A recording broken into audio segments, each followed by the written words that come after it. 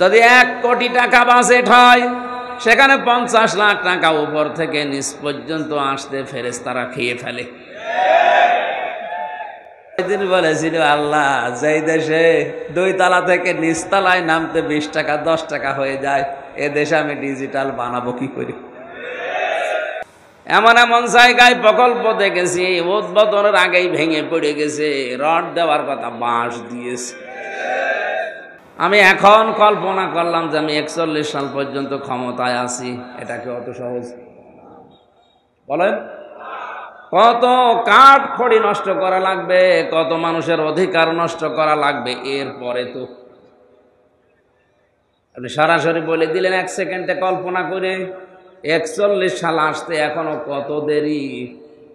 আপনি অতদিন পর্যন্ত নাও বাঁচতে পারেন, এমনকি জনগণ আপনাকে অতদিন ক্ষমতায় নাও রাখতে পারে।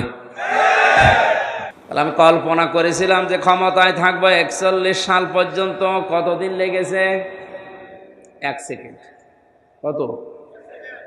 1 সেকেন্ডের ভেতরে যে কল্পনার জগৎটা, এটা তৈরি হতে কত সময় লাগার কথা, কত কাঠ খড়ি পোড়ানোর কথা বলেন। মরণের মেন দায়িত্ব এইটাই হওয়া লাগবে, আমি আর যাই করি মরণের আগে অন্তত এই চেষ্টাটা করব যে কি করে আল্লাহর কোরআন দেশে কায়েম হয়। এটা যদি কেউ রাজনীতি মনে করে, দুনিয়ার কাজ মনে করে ছেড়ে দেয়, ও আব্দুল্লাহ বিন ওবায়ের মতো মুনাফিক হয়ে মরবে। উনি দেখতেছে 53 বছর হয়ে গেল, এদেশে এখনো কোরআন কায়েম হয়নি। যারা কায়েম করতে যায় তারাই মার খায়। উনি মনে হয় দেখে দেখে আরো সে বসে বসে চিন্তা করছে যে যা মস্তানি করছো করো, আমি কিছু বলছি না, কিন্তু যখন ধরবো বাপ বলার সময় দেব না। এটা যারা করছেন বন্ধ করেন, এর দ্বারা মুসলমানদের কিন্তু ক্ষতি হয়ে যাচ্ছে। সব চাইতে আনন্দে আছে এই দেশের রাম আর বামরা। হ্যাঁ, যারা করছেন আমরা জানি, কিছু কিছু আলেমরা এদের কাছ থেকে গোপনে টাকা পয়সা খেয়ে বাস্তবতায় এই কাদা ছোড়াছড়ি করে আমাদেরকে আজ দল বিদলে বিভক্ত করে দিয়ে ওদেরকে আপনি আনন্দ দিতে চান, হাসাতে চান। ওরা তো ওদের কাজ সিদ্ধি করে নিচ্ছে, স্বার্থ সিদ্ধি করছে। বাস্তবে আমাদের দ্বারা ইসলামের ক্ষতি হয়ে যাচ্ছে। কিন্তু আপনার জীবনের একটাই টার্গেট থাকা লাগবে, বাংলাদেশে কি করে ইসলাম কায়েম হয়। যারা জামাত ইসলাম করছেন করেন, আপনার জীবনের টার্গেট থাকা লাগবে এই দেশে ইসলাম কি করে কায়েম হয়। কারণ এটা পৃথিবীর সব নবীদের মিশন এবং ভীষণ। দিয়ে দলিল দিচ্ছে যে সব ধর্ম সমান না, এটা জায়েজ নেই। আয়াতের তাফসীর আপনি পড়েন, যত মুফাসসির আছে সবাই লিখেছে আল্লাহর কাছে একটাই ধর্ম, তার নাম ইসলাম। বাকি যা আছে একটাও আল্লাহর কাছে ধর্মই না। ধর্ম তো দূরের কথা, ধর্মই না। এই জন্য দুনিয়ায় আমাদের যত সময় আছে, যত সম্পদ আছে, যদি কোরআনের জন্য ব্যয় করে যেতে পারি, মরণের পরে ওই সময়ের ওই সম্পদের হিসাব দেওয়া লাগবে না। আমি কথা বোঝাতে পেরেছি? নবীজি বলেন, দুনিয়াতে যদি আল্লাহর কোরআনের জন্য কেউ সময় ব্যয় করে, সম্পদ ব্যয় করে, যতটুকু ব্যয় হবে ওইটার হিসাব কিয়ামতে আল্লাহ নেবে না। জবাব যে কি জিনিস আমরা অনেকে জানি না, এজন্য আমাদের ভেতরে কোনো সেন্স নেই। খলিফাতুল মুসলিমিন হযরত ওমর ইন্তেকালের 12 বছর পরে তিনি আসছিলেন সাদা কাপড় পরে।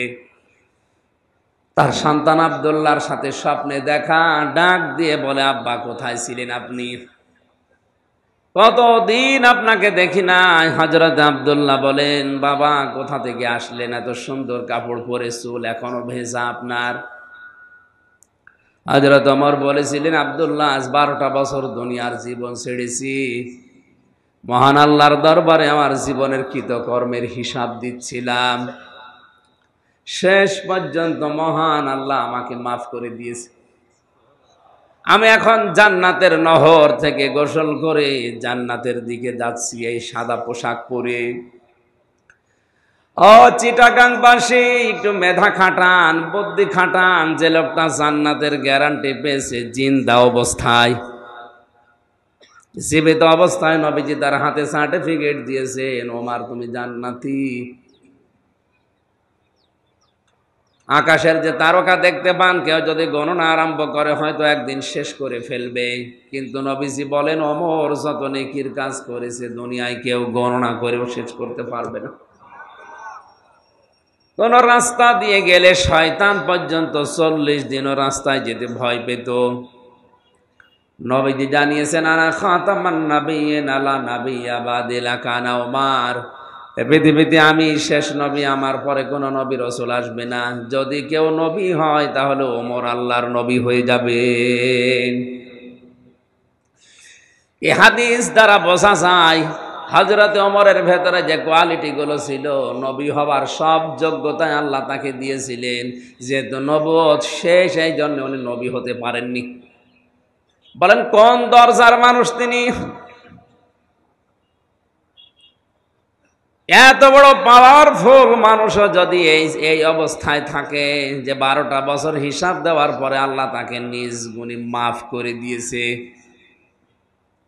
আমাদের হিসাব দিতে কত বছর লাগবে আপনি বলেন? আমাদের পেছনের জীবনে তো এরকম কোনো কিছুই নেই, অথচ তার যে শাসনকাল, তামাম দুনিয়া অবাক হয়ে দেখে হযরত ওমরের শাসন ব্যবস্থা। আমরা অনেকেই নেকির কাজ মনে করি, এই যে সবে বরাত বা নিসফে শাবান চলে গেল, অনেকেই মনে করছে ভাগ্য পরিবর্তনের জন্য এটা বিশাল রাত, যা খাবো যা করবো এই রাতে সারা বছর এরকমই খেতে পারবো। নেকির কাজটা কি বাস্তবে আমরা তাও বুঝি না। কোরআন ওনারাও পড়েছিল ইন্নাল্লাযীনা আমানু ওয়া আমিলুস সালিহাত, পৃথিবীতে যারা ঈমান আনে আর ঈমানের দাবি অনুযায়ী যারা ভালো ভালো কাজ করে, আমলে সালেহ করে, কানাত লাহুম জান্নাতুল ফিরদাউসি নুজুলা, তাদের আপ্যায়নের জন্য মহান আল্লাহ জান্নাতুল ফেরদাউস রেডি করে রেখেছেন। এই আয়াতটা আমরা এখন বাস্তবে যারা এখানে আলেম আছে, যারা জ্ঞানী মানুষ আছে, আমরা যেভাবে বুঝি ওনারা ওইভাবে বোঝেন নাই।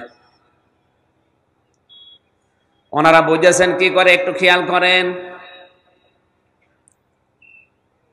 খলিফাতুল মুসলিমিন হযরত ওমর তিনিও ভালো কাজ করতেন, নেকির কাজ করতেন, কিন্তু কেমন? কুনতুম খায়রা উম্মাতিন উখরিজাত লিন-নাস, তোমরাই শ্রেষ্ঠ জাতি, তোমাদেরকে আমি মানুষের কল্যাণের জন্য বের করেছি। তার মানে তারা ভালো কাজ বলতে বুঝতো এই পৃথিবীর ময়দানে মানুষ হয়ে মানুষের উপকার করা, এটা সবচাইতে ভালো কাজ। এই নিসফে শাবানে ভাগ্য পরিবর্তনের রজনীতে, মুক্তির রজনীতে শবে বরাত নামে যেটা পালন করেছে চট্টগ্রামবাসী, যদি এভাবে পালন করতেন যে আজকের এই রাতে আমি সিদ্ধান্ত নিলাম আমার টাকা পয়সা আছে, আমার প্রভাব আছে, আমার ক্ষমতা আছে, আমি এইগুলো খাটিয়ে 50টা মানুষের কর্মসংস্থান তৈরি করে দেব। কথা বুঝতেছেন? কিশোর গ্যাং তৈরি হচ্ছে, রাস্তায় ছিনতাই হয়, ডাকাতি হয়, কেন এগুলো করে?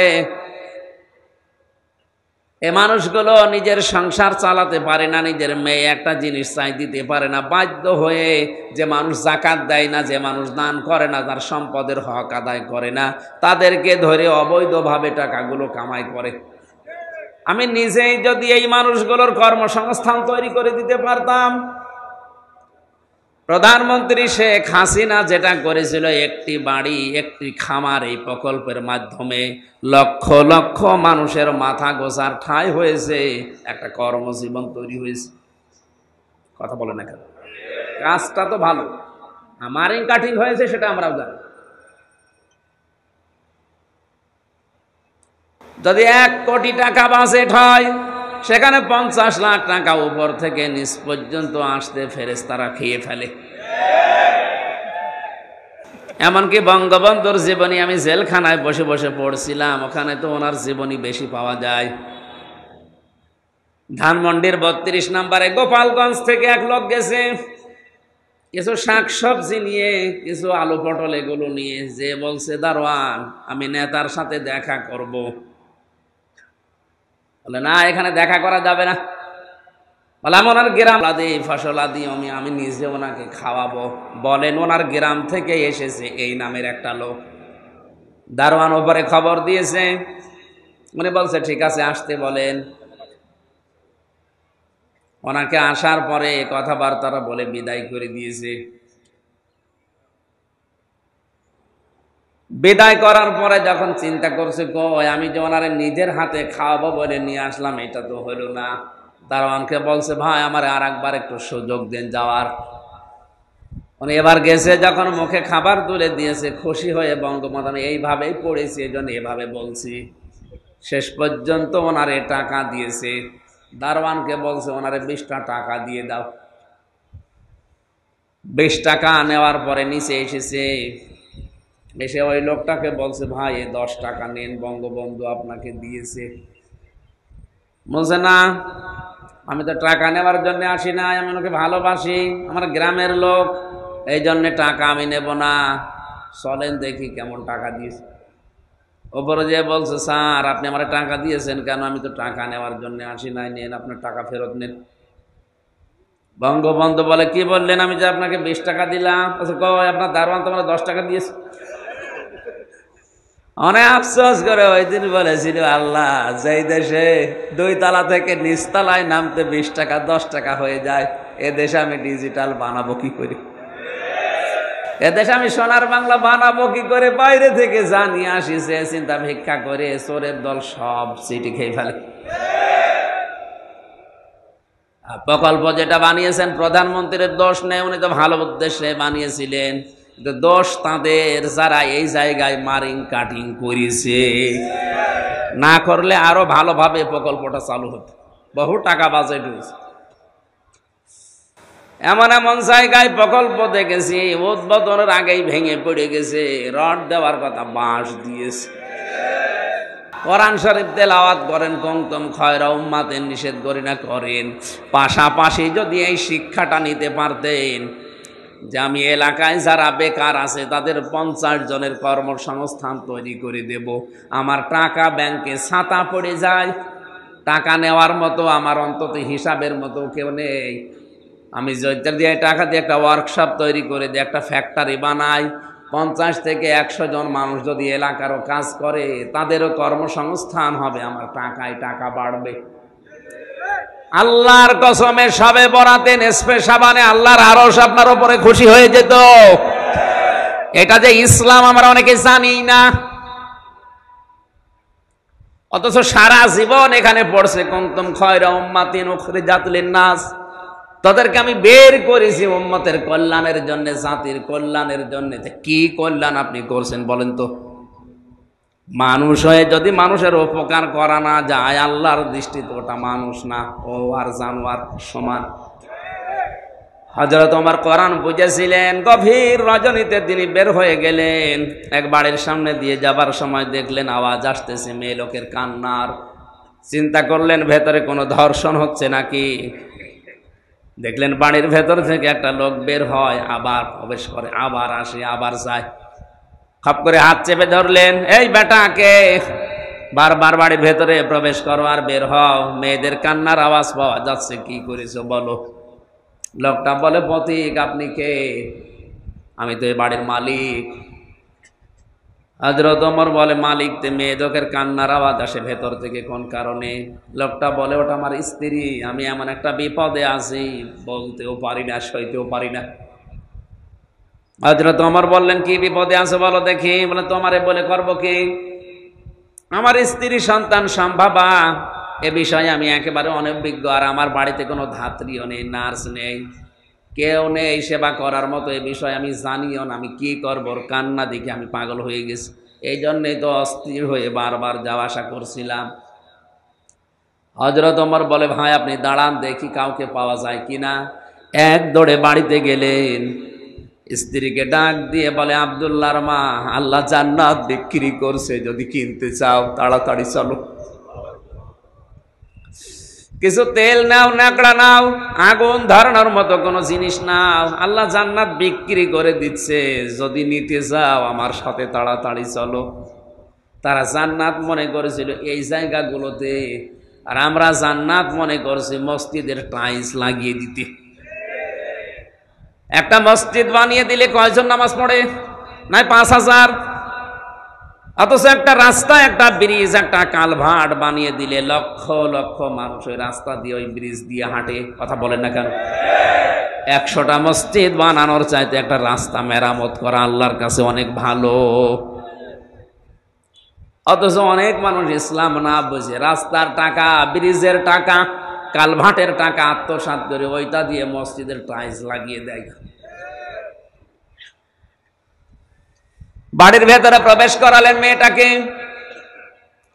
কিছুক্ষণ পরে আওয়াজ এলো, খলিফাতুল মুসলিমিন, আপনার বন্ধুকে সুসংবাদ দেন, তার একটা পুত্র সন্তান হয়েছে, ছেলেটাও ভালো আছে, মাও ভালো আছে। হযরত ওমর বলেন আলহামদুলিল্লাহ। যার ছেলে এসে বলছে ইন্না লিল্লাহ। হযরত ওমর বলে, ভাই আপনার পুত্র সন্তান, আমি আলহামদুলিল্লাহ বললাম খুশি হয়ে, আর আপনি বলছেন ইন্না লিল্লাহ। খুশি হননি? খুশি হয়েছিলাম, কিন্তু আপনি কে? আমি তো এতক্ষণ সাধারণ মানুষ মনে করে উল্টা পাল্টা বলেছি, আর আপনি আমার এত বড় উপকার করলেন। আপনি তো সাধারণ না, দেশের খলিফা, প্রেসিডেন্ট হযরত ওমর। আপনি দয়া করে আমারে মাফ করে দেন। পকেট থেকে কিছু দিরহাম বের করে বললেন, খলিফাতুল মুসলিমিন, আমার জন্য যে কষ্ট করেছেন এটা শোধ দেওয়ার মতো না। তবে যে গরিব মহিলাকে নিয়ে আসলেন রাতের বেলা, যে নার্স, যে ধাত্রীকে নিয়ে এসেছেন, এই মেয়েটাকে এই টাকাগুলো হাদিয়া দিয়েন।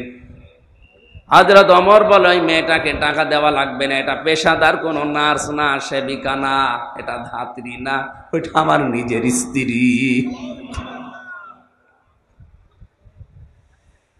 বলেন তো, দেশের প্রেসিডেন্ট হয়ে একটা গরিব মানুষের মেয়ে সন্তান সম্ভাবা তার স্ত্রীকে সতীকাগারে গিয়ে ধাত্রীর কাজ করেছে প্রেসিডেন্টের বউ।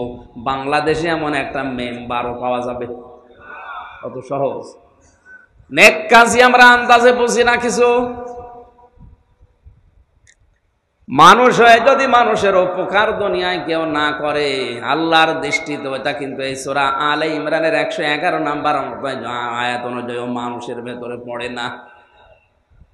এই জন্য আমাদের জীবনের উদ্দেশ্য থাকা লাগবে, আমার দ্বারা অন্তত 5টা মানুষের যেন উপকার হয়, উপকার যদি না হয় যেন ক্ষতি না হয়।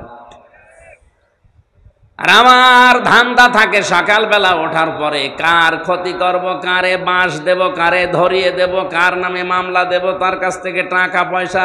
এই কথা বলছেন না কেন?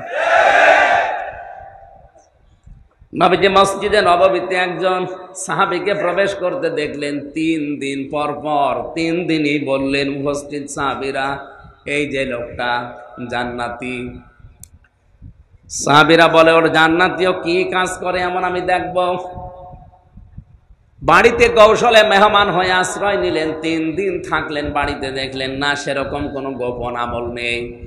ডাক দিয়ে বলে, আল্লাহর বান্দা, আমি কিন্তু আপনার বাড়িতে মেহমান হয়েছি এমনিতে না, আমার উদ্দেশ্য আছে। 3 দিন পর পর নবীজি আপনাকে বলেছে আপনি নাকি জান্নাতি, কি আমল করেন এবং যে জিন্দা অবস্থায় জান্নাতের সার্টিফিকেট নবীজি বলে দিলেন।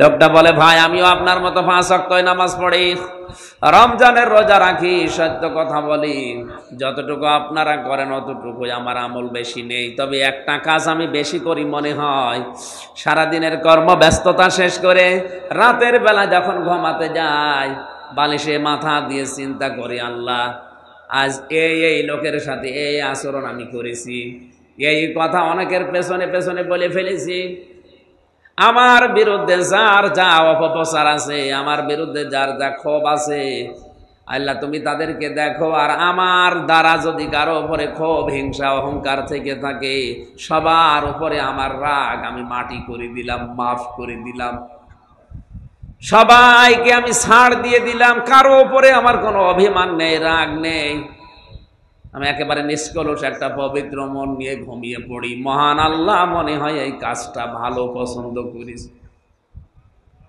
চট্টগ্রামবাসী আপনার বিবেক খাটান তো, এই লোকটা কি করেছে এমন?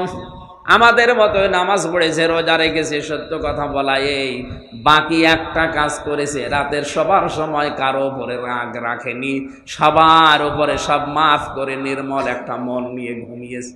আমরাও সারা দিনের কর্মব্যস্ততা শেষ করে ঘুমাতে যাই, যার উপরে রাগ নেই তার উপরে রাগ তৈরি করে সকালে কি করে বাঁশ দেওয়া যায় সে চিন্তা করে, তোমার আল্লাহ মাফ করবে? আমার কথার অর্থ কি বোঝা গেছে? নারী হোক পুরুষ হোক এই আমলটা আজকে থেকে শুরু করা লাগবে। অন্তত সবার সময় চিন্তা করবেন আমি আর নাও বাঁচতে পারি, এখনই হয়তো ঘুমের ভেতরে আজরাইল আমার নিয়ে যেতে পারে। এই জন্য আমার কারো উপরে কোনো অভিমান নেই, রাগ নেই, ক্ষোভ নেই, আর কারো ক্ষতি করব বলে আমি এখন আর ঘুমাই না। আমি ঘুমাচ্ছি একটা নির্মল মন নিয়ে, শান্ত অন্তর নিয়ে। যদি বেঁচে থাকি ভালো, মরে গেলে তো গেলাম। আল্লাহ যেন আমাকে শাহাদতের মরণ দেন, বলেন আমিন।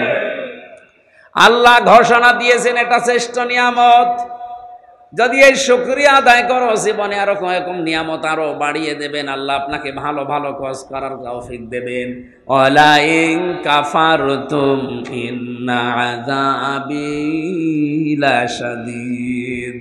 কোন মানুষ যদি নিয়ামতের গুরুত্ব না দেয়, দাম না দেয়, না শুকরিয়া করে, কুফরি করে, আল্লাহ তার জীবন থেকে ওটা ছিনিয়ে আযাবের ভেতরে ফেলে দেবে, বলেন নাউজুবিল্লাহ।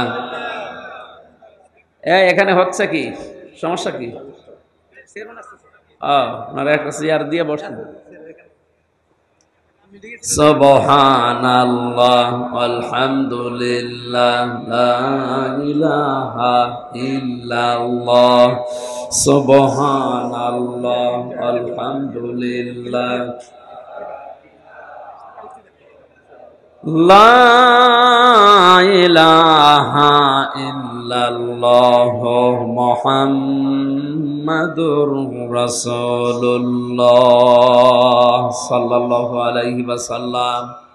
দরুদ আর সালাম নবীদের উপরে পাঠ করে আজকের তেলাওয়াতকৃত আয়াত ছিল সূরা ফাতিহা 28 নাম্বার আয়াত। একটা মাত্র আয়াত পড়েছি, দেখি এই আয়াতের ভেতরে কি আছে আমরা একটু তাফসীর আকারে কথা বলার চেষ্টা করি। সূরা ফাতিহা মানে বিজয়, ফাতাহা মানে কি?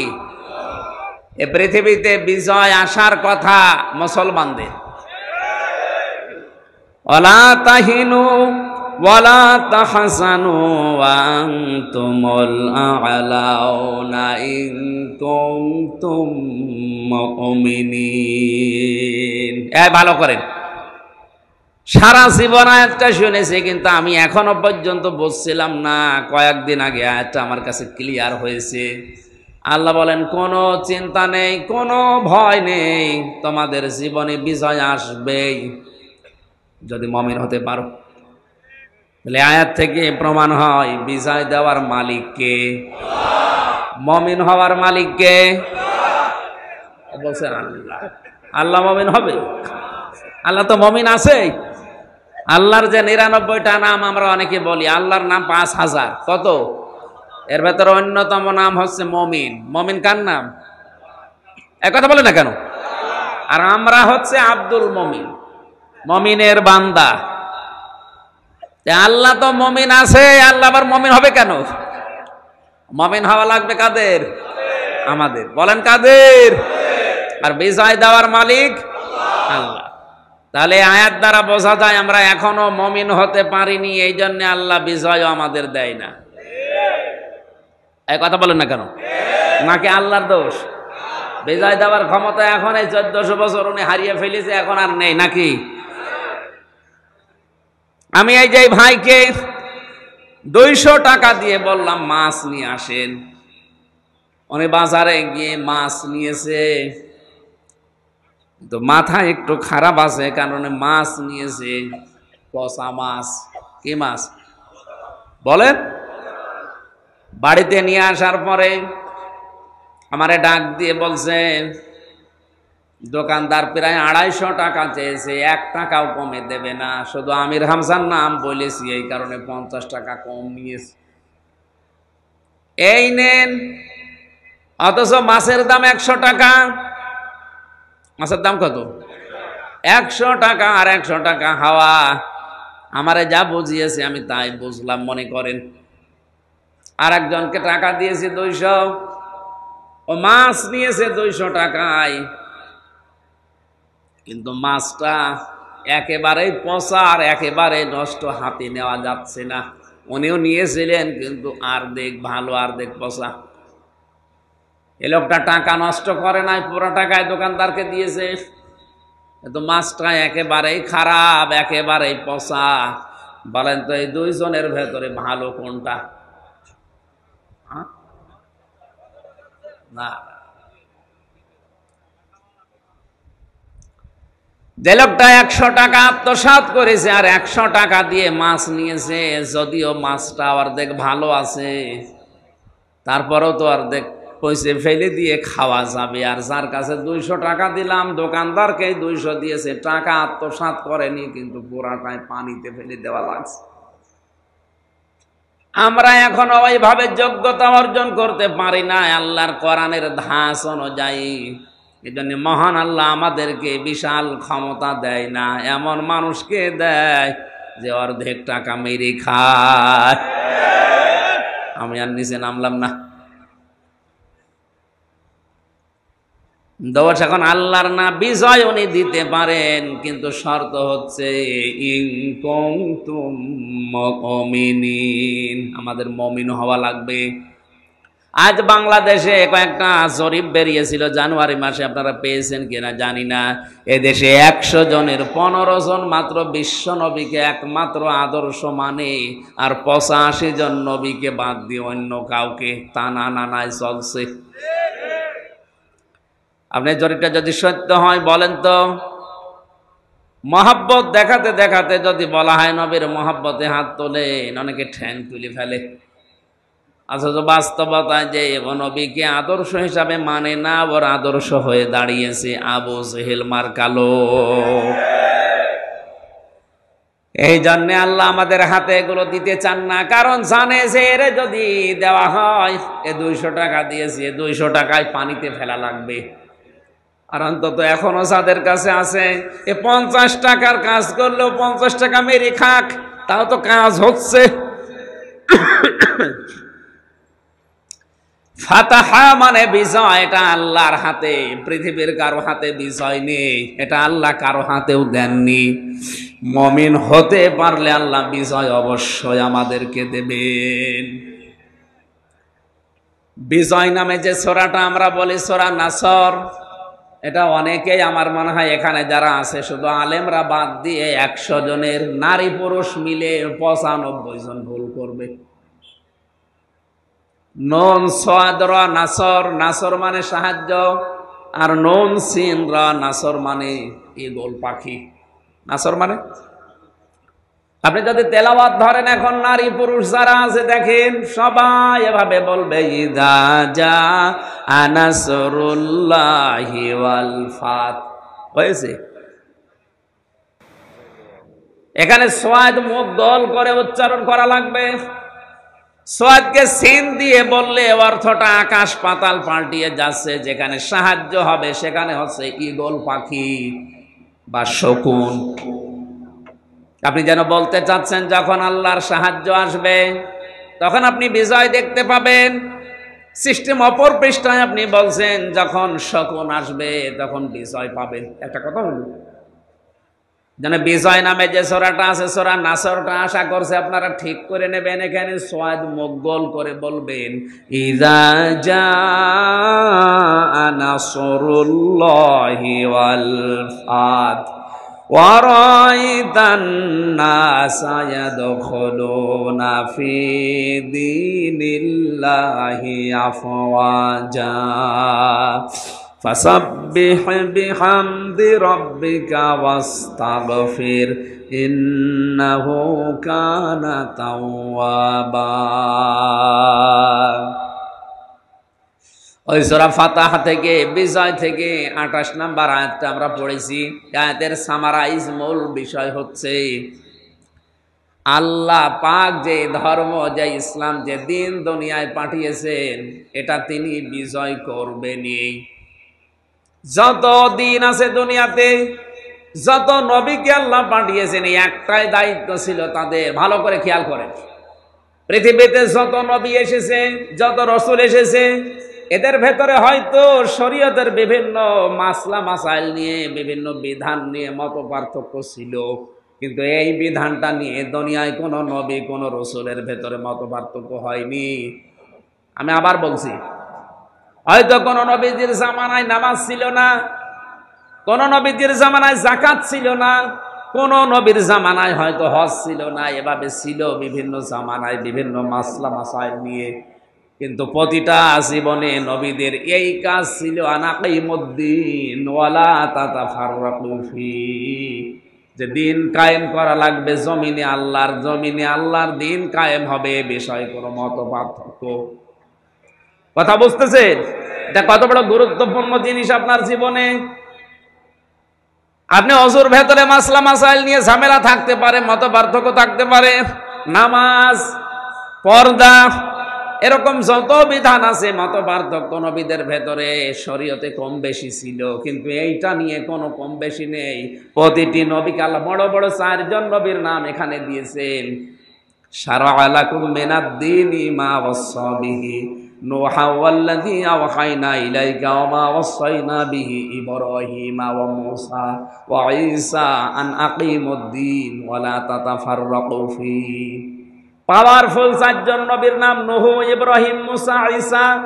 এরপরে আল্লাহ পাক বলেন, হে নবী, আপনাকেও আমি ওহী পাঠালাম, আপনারও জীবনের মেন দায়িত্ব আনাকিমুদ্দিন, দিন কায়েম করা লাগবে। অথচ বাংলাদেশে আজ এইটা নিয়েই যত মত পার্থক্য। আমি আলেমদের দৃষ্টি আকর্ষণ করছি, এই ভিডিও ম্যান এদিকে তাকাও, এখন যে 2 মিনিট বলছি এইটা কাট করে কালকে ছেড়ে দেবেন। আমি এই যে কোরআন শরীফ সামনে নিয়ে বলছি, আলেমরা আজ স্টেজে ওঠার পরেই দেখছি বিভিন্ন সুন্নত, নফল, মুস্তাহাব, মোবা জিনিস নিয়ে কাদা ছড়াছড়ি করে আমাদের ভেতরে আরো গন্ডগোল বেঁধে যাচ্ছে বেশি। আরে ভাই, মত পার্থক্য থাকবেই, কিন্তু দল পার্থক্য করা হারাম, জায়েজ নেই। শুকুরের গোস্ত খাওয়া যেরকম হারাম, মায়ের সাথে জেনা করা যেরকম হারাম, মুসলমানদের ভেতরে দল বেদলে বিভক্ত হয়ে পার্থক্য করা, দল পার্থক্য করা এরকম হারাম। কথা বুঝতেছেন? হ্যাঁ, আপনার কোন মাসলা মাসাইল নিয়ে মত পার্থক্য থাকতেই পারে, ইখতিলাফ থাকবে, কিয়ামত পর্যন্ত এটা থাকবে, কিন্তু ইফতিরাক থাকতে পারবে না। পার্থক্য করে আপনি আলাদা আলাদা হয়ে নতুন নতুন করে কাদা ছড়াছড়ি করবেন এর পেছনে। এটা যারা করছেন বন্ধ করেন, এর দ্বারা মুসলমানদের কিন্তু ক্ষতি হয়ে যাচ্ছে। সব চাইতে আনন্দে আছে এই দেশের রাম আর বামরা। হ্যাঁ, যারা করছেন আমরা জানি, কিছু কিছু আলেমরা এদের কাছ থেকে গোপনে টাকা পয়সা খেয়ে বাস্তবতায় এই কাদা ছড়াছড়ি করে আমাদেরকে আজ দল বিদলে বিভক্ত করে দিয়ে ওদেরকে আপনি আনন্দ দিতে চান, হাসাতে চান। ওরা তো ওদের কাজ সিদ্ধি করে নিচ্ছে, স্বার্থ সিদ্ধি করছে, বাস্তবে আমাদের দ্বারা ইসলামের ক্ষতি হয়ে যাচ্ছে। এজন্য এটা বন্ধ করা লাগবে। দিন কায়েমের ব্যাপারে হ্যাঁ, আপনি পীর সাহেব, আপনি পীরের খানকা চালান, জিকির করান, ইবাদত শিখান, কোনো অসুবিধা নেই, কিন্তু আপনার জীবনের টার্গেট থাকা লাগবে কি করে ইসলাম এদেশে কায়েম হয়। কথা বলছেন, আপনি ইসলাম কায়েম করার জন্য কথা বলার চেষ্টা করেন। তাবলীগ জামাতে যারা আছেন তাবলীগ করেন, আমি নিষেধ করছি না, জীবন চিল্লায় চলে যান, কোনো অসুবিধা নেই, কিন্তু আপনার জীবনের একটাই টার্গেট থাকা লাগবে, বাংলাদেশে কি করে ইসলাম কায়েম হয়। যারা জামাত ইসলাম করছেন করেন, আপনার জীবনের টার্গেট থাকা লাগবে এই দেশে ইসলাম কি করে কায়েম হয়, কারণ এটা পৃথিবীর সব নবীদের মিশন এবং ভীষণ। ওয়াল্লাযী, তিনি সেই আল্লাহ, আরসালা রাসূলাহু বিল হুদা, যিনি তার রাসূলকে দ্বীনে হক দিয়ে, সত্যের বিধান দিয়ে দুনিয়ায় পাঠিয়েছেন। এখানে একটা শিক্ষা আছে। বাংলাদেশে আজ অনেকেই না বুঝে এই কথা মনে করে যে সব ধর্ম সমান। না, এটা হারাম। লাকুম দীনুকুম ওয়ালিয়া দীন, তোমাদের দিন তোমাদের, আমাদের দিন আমাদের, এই আয়াত দিয়ে দলিল দিচ্ছে যে সব ধর্ম সমান। না, এটা জায়েজ নেই। এই আয়াতের তাফসীর আপনি পড়েন, যত মুফাসসির আছে সবাই লিখেছে আল্লাহর কাছে একটাই ধর্ম, তার নাম ইসলাম। বাকি যা আছে একটা আল্লাহর কাছে ধর্মই না। ধর্ম তো দূরের কথা, ধর্মই না। এই যে ইন্নাদ-দীনা ইনদাল্লাহিল ইসলাম, দিনের আগে আলিফ লাম আছে। কি আছে? চেয়ারম্যান সাহেব হয়তো আলেম না, উনি বুঝবে না। যারা আলেম জিজ্ঞাসা করেন, আলিফ লাম দেওয়া হয় চার কারণে, নির্দিষ্ট করার জন্য।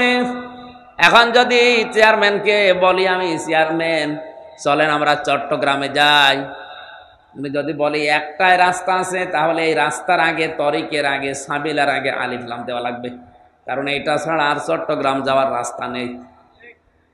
কিন্তু কেউ যদি এসে বলে না আরো রাস্তা আছে 4-5টা, হয়তো একটু ঘোরা হবে, তখন আর রাস্তার আগে, তরিকের আগে।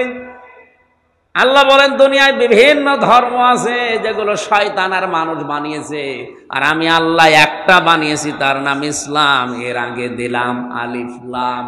ইন্নাদ-দীনা ইনদাল্লাহিল ইসলাম, আল্লাহর কাছে একমাত্র, শুধুমাত্র, কেবলমাত্র মনোনীত ধর্ম নাম কি? যারা সব ধর্ম সমান মনে করছেন, তাদের এই আয়াত অনুযায়ী ঈমান থাকে কি করে? আল্লাহ তাআলার শব্দ চয়ন দেখেন, তিনি সে আল্লাহ যিনি তার রাসূলকে দ্বীনে হক দিয়ে, সত্যের বিধান দিয়ে দুনিয়াতে পাঠালেন। কেন? লিইযহিরাহু, আমি হাদিস পড়েছিলাম এই শব্দটা, ইযহিরাহু, যাহারা ইয়াজহারু মানে বাবে ইফাল থেকে ইজহার, এটা প্রকাশ করা, যেন তিনি প্রকাশ করতে পারেন, যিনি যেন বিজয়ী করতে পারেন, গালেব করতে পারেন। এজহার মানে প্রকাশ্য নিয়ে আসা। এজহার মানে কি? যাহারা এজহারু মানে প্রকাশ্য নিয়ে আসা, বিজয় লাভ করা, উপরে তুলে দেওয়া। 99টা অর্থ আছে এজহারে। এই জন্য হাদিসের ভেতরে নবীজি বলেন, মান কারাল কোরআনা, যে ব্যক্তি কোরআন পড়ে, ফাস্তাজহারাহু, খেয়াল করেছেন, ফাস্তাজহারাহু, এবং একে জাহের করে, একে কায়েম করার জন্য চেষ্টা চালায়। যে ব্যক্তি কোরআন পড়ে এবং কোরআনকে ইজহার করার জন্য, প্রকাশ করার জন্য, দাঁড় করানোর জন্য, কায়েম করার জন্য চেষ্টা চালায়, ফাহাল্লা হালালাহু ওয়া হারামা হারামাহু, এর হালালকে হালাল, হারামকে হারাম জানার পরে ছেড়ে দেয়, আদখালাহুল্লাহুল জান্নাহ। এখানে আলেম নেই, আদখালা ভাবে ইফাল। আল্লাহ নবী বলেন আল্লাহ নিজে তাকে জান্নাতে প্রবেশ করাবে না করিয়েছে? না না, কি বলেন আপনি?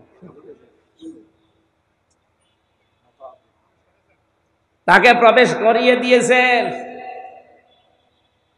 আদখালাহুল্লাহুল জান্নাহ, আল্লাহ নিজে তাকে জান্নাতে প্রবেশ করাবে না। সত্যি যারা কোরআনকে ইজহার করার জন্য, যারা প্রকাশ করার জন্য, কায়েম করার জন্য, কোরআনকে দাঁড় করানোর জন্য চেষ্টা চালায়, আর এর হালালকে হালাল জেনে আঁকড়িয়ে ধরে, হারামকে হারাম জানার পরে জীবন থাকতে ছেড়ে দেয়, এই লোকটাকে আল্লাহ যেন জান্নাতে দিয়ে দিয়েছে। তাহলে এই লোকটা জান্নাতি মানুষ, কোনো সন্দেহ নেই, কিন্তু এই হাদিসটা মানা লাগবে। এতটুকু নবীজি শেষ করেননি, পরের অংশটুকু, যদিও মুহাদ্দিসদের ভেতরে মত পার্থক্য আছে, তারপরেও বলছি, ওয়া শাফাআহু ফি আশারাতিন মিন আহলি বাইতিহি কুল্লুহুম ক্বাদ ওয়াজাবাত লাহুন নার। আল্লাহর নবী বলেন এই লোকটাকে আল্লাহ সুপারিশ করার জন্য যোগ্যতা দেবেন এমন 10 জন মানুষের, তার পরিবারের লোক, যারা জাহান্নামে যাওয়ার উপক্রম হয়ে গিয়েছিল। এই জন্য নবীকে আল্লাহ যে দায়িত্ব দিয়েছেন, আমাদের জীবনের মেন দায়িত্ব এইটাই হওয়া লাগবে। আমি আর যাই করি, মরণের আগে অন্তত এই চেষ্টাটা করব যে কি করে আল্লাহর কোরআন দেশে কায়েম হয়। এটা যদি কেউ রাজনীতি মনে করে, দুনিয়ার কাজ মনে করে ছেড়ে দেয়, ও আব্দুল্লাহ বিন ওবায়ের মতো মুনাফিক হয়ে মরবে। আল্লাহ বলেন, হে নবী, আলাদ্দীনি কুল্লি, যত ধর্ম আছে দুনিয়ায়, যত দিন আছে, সব দিনের উপরে আমার ইসলামকে আপনি কায়েম করবেন। তো এটা তো ফেরেশতারা করে দেবে, কথা বলেন। এটা যদি কেউ শত্রুতা করে, বিরোধিতা করে, আজে বাজে মন্তব্য করে, ষড়যন্ত্র করে পেছন দিক থেকে, আল্লাহ বলেন কাফা বিল্লাহি শাহিদা, হে নবী, আমি আল্লাহ আপনার জন্য যথেষ্ট এই কাজে। এই জন্য এই কাজের জন্য আপনি যদি কেউ এগিয়ে না আসেন, চট্টগ্রামের আল্লাহর দিন আল্লাহ টিকিয়ে রাখবে আপনাকে নিয়ে অথবা আপনাকে ছাড়া। আপনি যদি আসতে চান, ওয়েলকাম, ভালো, আপনার কপাল ভালো। আপনি যদি বিরোধিতা করেন, আমি একটা কথা শেষ কথা বলছি, এটা এ কোরআনের মালিক কে? আমি আমির হামজা? আমরা কেউ? এক কথা বলা লাগবে। এ জমিনের মালিক কে? আমরা। জমিনের মালিক কে? কোরআনের মালিক। আমরা তাহলে কি? না না, আমরা খাদেম। আমরা এই কোরআনের কামলা, খাদেম, লেবার, মনীষ, পাঠ যাই বলেন, আমরা তো খালি খেদমত করে যাচ্ছি। এই জমিনটাতে মনে করেন আমি সভাপতিকে বললাম, ভাই 5টা মানুষ নিলাম, এখানে ধান লাগাবে, 5টা পর্যন্ত ধান লাগান, বিকাল 5টায় আপনাদের বেতন দিয়ে দেব। বিকাল 5টা বাজতে মাত্র 10 মিনিট বাকি আছে, 5 জন মস্তান এসে বলছে, না এ ধান সব তুলে ফেলো। এখন আমরা যদি বলি, ভাই না, আর 5 মিনিট 10 মিনিট পরে তোলেন, কারণ এ ধানও আমাদের না, এ জমিও আমাদের না, আমরা শুধু কামলা। আমরা কি? 10 মিনিট পরেই মালিক এসে আমাদের বেতন দিয়ে দেবে, আমরা চলে যাব, তখন আপনি ধান তুলে ফেলেন, কোনো অসুবিধা নেই। কিন্তু 10 মিনিট আগে আমরা তুলতে দেব না, কারণ বিকাল 5টার আগে আমাদের বেতন। কথা বলেন না কেন? এরপরেও যদি মস্তানরা বলেন, না আমরা তুলে ফেলবো, তখন বাধা দেওয়া লাগবে না? এক কথা বলেন। বাধা দিতে গিয়ে যদি হাতাহাতি হয়, হোক, যদি ওকে মেরে ফেলা লাগে, কথা বলেন না, মেরেও ফেলা লাগবে, কারণ আমার বেতন দরকার। বেতন না হলে আমার পরিবারের লোক চলতে পারবে না। এটা যেমন সহজে বুঝলেন। এখন মালিক এসে 10 মিনিটের ভেতরে মালিক এসে যদি দেখে না সব তুলে ফেলছে, ও মালিক মনে হয় কিছু বলবে না। না, ওনার যদি ক্ষমতা নাও থাকে ওই সময়, উনি হয়তো ছাড় দেবে, দাঁড়িয়ে দাঁড়িয়ে দেখবে, ঠিক আছে তোল তোরা। ক্ষমতা যদি ওনার থাকে, গোপনে হয়তো এমন ধরা ধরবে, বাপ বলার সময় দেবে না। আমরা যারা কামলা আছি জমিনের, আমরা তো বিকাল 5টা মানে জীবনের শেষ দিন, এটা যেটা আমাদের আসল টার্গেট, আমরা করিয়েই যাব। জীবনের শেষ দিন পর্যন্ত কোরআনে কারিম কি করে বাংলাদেশে কায়েম হয়, আমরা চেষ্টা চালাবো। এই চেষ্টা করা আমাদের জন্য ফরজ, ফল দেওয়া আল্লাহর দায়িত্ব। কায়েম হলে ভালো, না হলেও আমার অসুবিধা নেই, কারণে কোরআনের মালিক আমি না, জমির মালিকও আমি না। কথা বলে না কেন? আমার তো বেতন দরকার, আমার বেতনের নাম, আরো জোরে বলেন বলেন, আমার বেতন বিকাল 5টায় দিয়ে দিলেই হবে, বাকি যা করার আপনি করেন। এরপরেও যদি মনে হয় যে মালিক কিছু বলছে না, ধান তুলে ফেলে মস্তানেরা, উনি দেখে, আল্লাহ পাক মনে হয় ওনার মতো দুর্বল। উনি দেখতে চান 53 বছর হয়ে গেল, এদেশে এখনো কোরআন কায়েম হয়নি, যারা কায়েম করতে যায় তারাই মার খায়। উনি মনে হয় দেখে দেখে আরো সে বসে বসে চিন্তা করছে যে যা মস্তানি করছো করো, আমি কিছু বলছি না, কিন্তু যখন ধরবো বাপ বলার সময় দেব না। কাফা বিল্লাহি শাহিদা দিয়েছেন, আমি আল্লাহই যথেষ্ট। কাফা শব্দের শাব্দিক অর্থ কারো লাগবে না, এই জন্য আমি কাউকে সরাসরি ধরি না, কিন্তু যদি একবার ধরি ওরে আর ছাড়ি না। আমার ছোট্ট একটা মেয়ে ছিল, ফারিহা জান্নাত, ওরে 1 বছর আমি জেলখানায় রেখে গিয়েছিলাম, এখন ও 4 বছর। ওর ওই সময় যখন ছোটবেলায় উপরে এরকম মারতাম, যত উপরে উঠতো তত হাসতো। আর বড়টার বয়স ওই সময় ছিল 6 বছর, পরে একটুখানি উপরে তুললে কান্নাকাটি করতো। বড়টার বিশ্বাস আমার উপরে যে আমার বাবা যত উপরে মারবে আমি তো ভারী হয়ে গেছি, যদি ভেতরে তুলতে না পারে হাত দিয়ে, তাহলে আমি পড়ে গেলে আমার লাগবে। ছোটটার কিন্তু ওই ভরসা নেই, ছোটটার ভরসা সব আমার উপরে, ওর বিশ্বাস আমার উপরে, আমার বাবা যত উপরে মারবে নিচে হাত পেতে রাখবে, আমারে পড়তে দেবে না। আমাদের ঈমান আমার ফারিহা জান্নাতের মতো এখনো হয়নি আল্লাহর উপরে। কবি এজন্যই জানিয়েছেন,